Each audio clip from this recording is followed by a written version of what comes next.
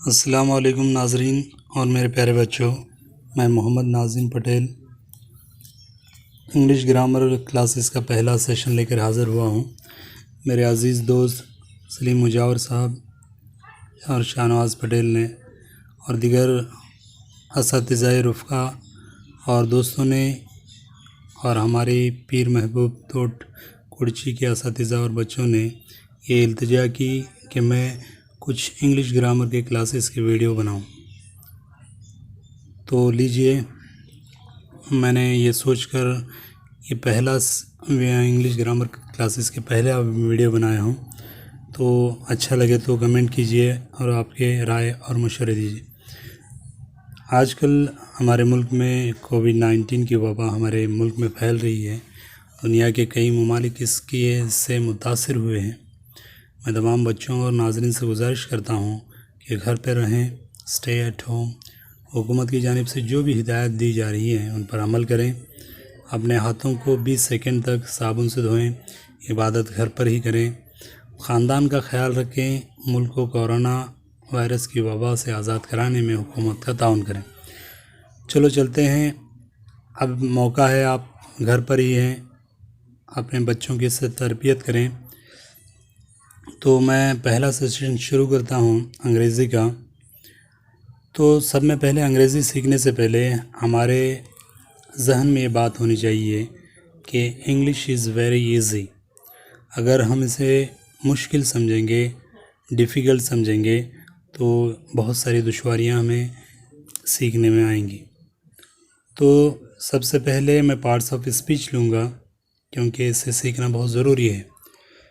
मैं आपको बड़े आसान तरीके से अंग्रेज़ी सिखाने की कोशिश करूँगा। तो चलो चलते हैं। Parts of speech. Parts of speech को कहते हैं अरकाने गुफ्तगू।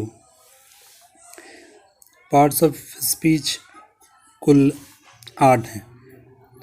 तो इसे याद करने के लिए मैंने एक कीवर्ड बनाया है ताकि आपको आसानी हो। NVIP cap. इसमें 8 लेटर्स हैं और हर एक लेटर एक पार्ट्स को बता रहा है। तो NVIP कैप। VIP तो कॉन्सोनेंट साउंड से शुरू होता है, उसके पहले ए आना चाहिए, लेकिन एक वर्ड की कमी हो रही थी, इसलिए मैंने NVIP कैप लिखा है। तो ये से एडवर्ब है, जिसे मुताल्लिक़ फ़ेल या सिफ़्त फ़ेल भी कहते हैं। यन से नाउन है, जिसे इसम कहते हैं। बी से वर्ब है, यानी फ़ेल। आई से इंटरजेक्शन है, जिसे हुर्फ़ फ़जाइया कहते हैं। पी से प्रोनाउन है, जिसे ज़मीर कहते हैं। सी से कंजंक्शन हुर्फ़ रब्त है। ए से एडजेक्टिव सिफ़्त। पी से प्रीपोजिशन है, जिसे हुर्फ़ जार कहते हैं।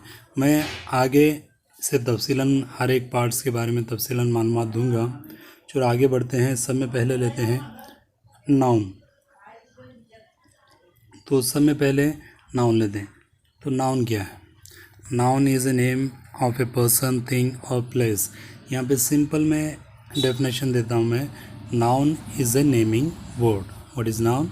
Noun is a naming word. नामों के लिए इस्तेमाल किया जाने वाला लफ्ज़ इस्म कहलाता है। अब इस्म के कितने किस्में हैं?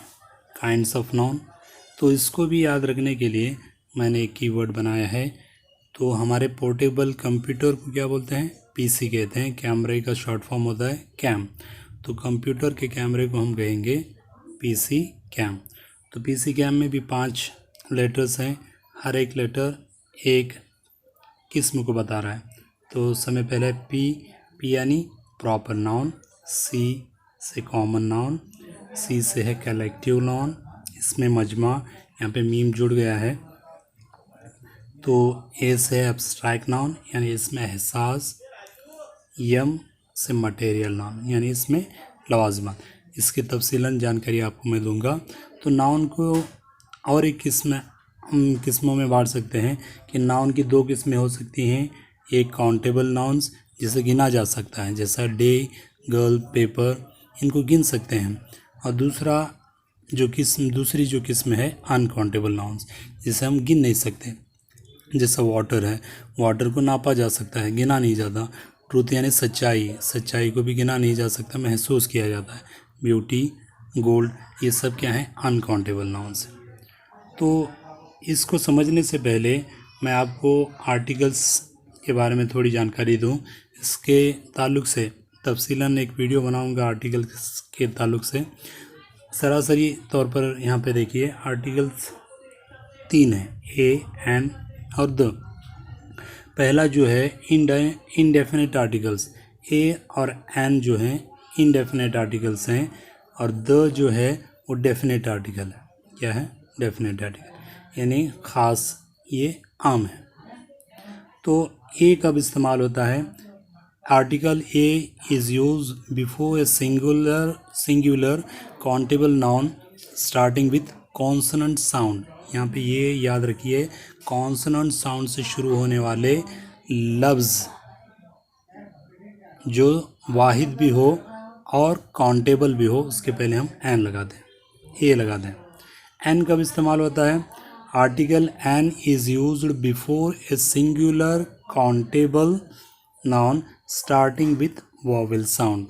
यहाँ पे ये याद रखिए, एन जो इस्तेमाल होता है वो वॉवेल साउंड से निकलने वाले वाहिद काउंटेबल नाउन के पहले आता है। जैसा an apple, an air, HEIR, air बोल रहा हूँ मैं। तो ए बस, ए बॉय। यहाँ पे डेफिनेट आर्टिकल यानी द, ये तमाम के साथ इस्तेमाल होता है, सिंगुलर हो या प्लूरल हो, द इस्तेमाल कर सकते हैं। डेफिनेट आर्टिकल्स है द, और इसे आर्टिकल्स में तफसीलन मैं बताऊंगा। चलो आगे चलते हैं। तो पहली किस्म जो है नाउन की, वो कॉमन नाउन है, यानी इसमें आम। इसमें आम यानी क्या?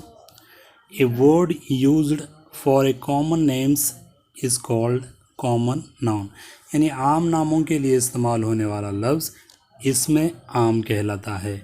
इसकी मिसालें दे दिया हूँ मैंने, दी है। पहला बॉय, बॉय यानी यहाँ पे हम तयन नहीं कर सकते कि बॉय कौन सा लड़का है, कोई भी लड़का हो सकता है, तो ये आम नाम है बॉय। कैट, कोई भी कैट हो सकती है। होम, कोई भी होम हो सकता है। तो ये डेफिनेट नहीं है बल्कि इनडेफिनेट है, यानी ये इसमें आम है। समझ में आया? तो इसके बाद में आगे चलते हैं। प्रॉपर नाउन यानी इसमें ख़ास चीज़ों के लिए इस्तेमाल होने वाला लफ्ज़। इसे a word used for particular names is called proper noun. ख़ास नामों के लिए इस्तेमाल होने वाला लफ्ज़ इसमें ख़ास कहलाता है। तो यहाँ पे देखिए एग्ज़ाम्पल्स। जनवरी, ये ख़ास नाम है। संडे, ताजमहल, अहमद, अकबर, खरोशी, बेलगाम, कर्नाटका, ये ख़ास नाम है। In general don't use an article with proper noun unless the noun contains A prepositional phase. Prepositional phase से पहले सिर्फ हम आर्टिकल लगा सकते हैं।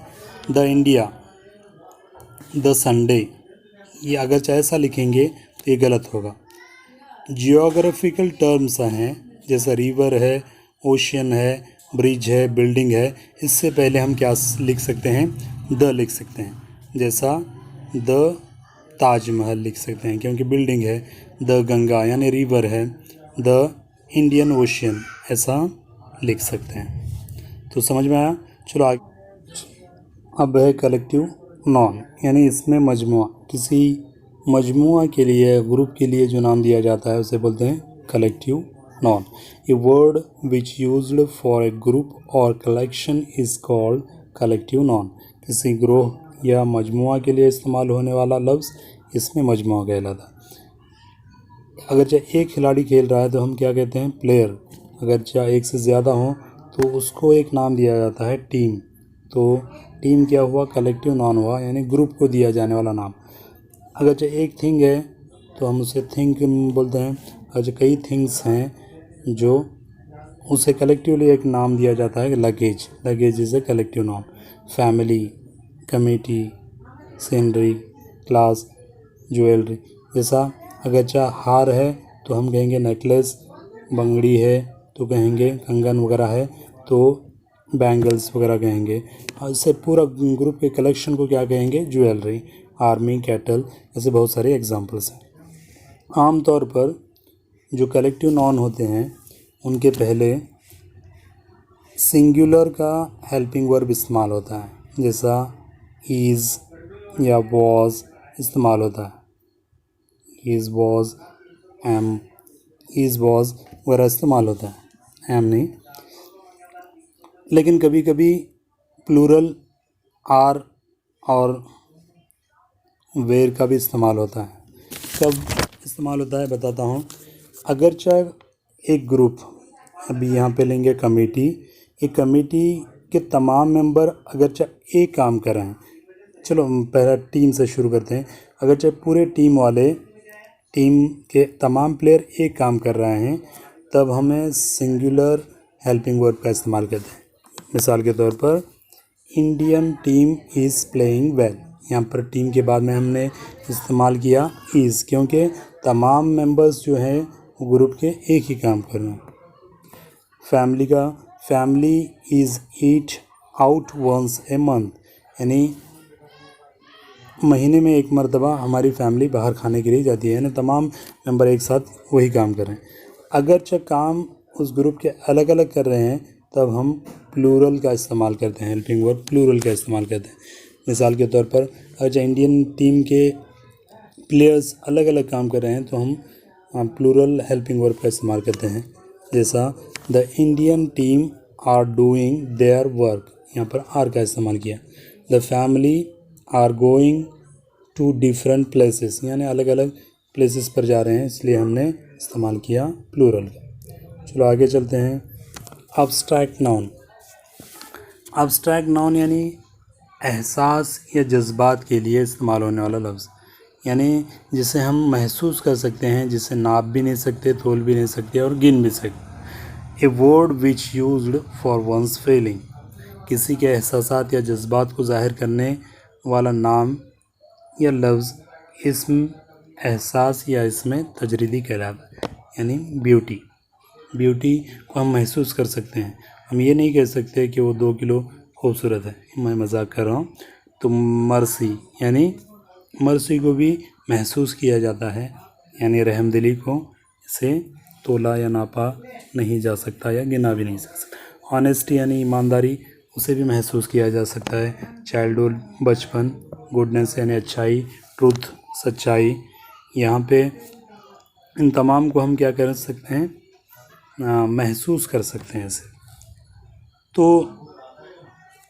Don't use article before abstract noun. When we defining abstract noun, we use definite article. When we are defining the abstract noun, we use definite article the का इस्तेमाल करते हैं।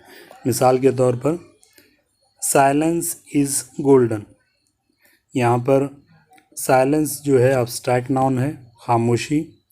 इज़ गोल्डन, इसके पहले हमने आर्टिकल का इस्तेमाल नहीं किया।